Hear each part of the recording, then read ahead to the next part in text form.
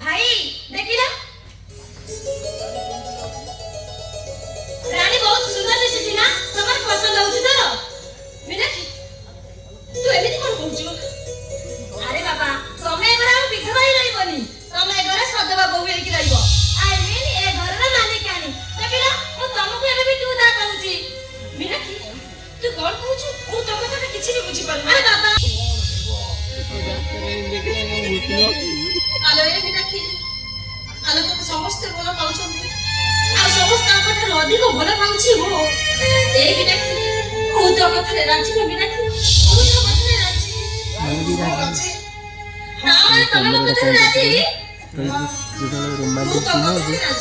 ତାହେଲେ ତମେ ଏଇଠି ଠିଆ ହେଇଥା ମୁଁ ଘର ଭିତରକୁ ଯାଉଛି ଫୁଲମାଳ ଶଙ୍ଖା ସିନ୍ଦୁର ନେଇକି ଆସୁଛି ତମର ଭାଇ ସାଙ୍ଗରେ ବାହାଘର ହବ ଏଇଠି ଥିବ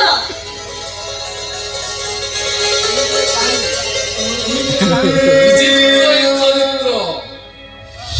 अजब कहानी केमिति संभव हेबो ए कहानी अनुवाद केमिति संभव अरे आदित्य भाई अरे आपण तो कहउतिले हो कहिथिले एक्सीडेंट पर मो पुरुषत्व हरै बस्तिले बिनाकिरो जी देखरे मु दिल पायो तबे आपण कोन रानी को बाहा हेबे द्वितीय उपाय किछि नाही मोहि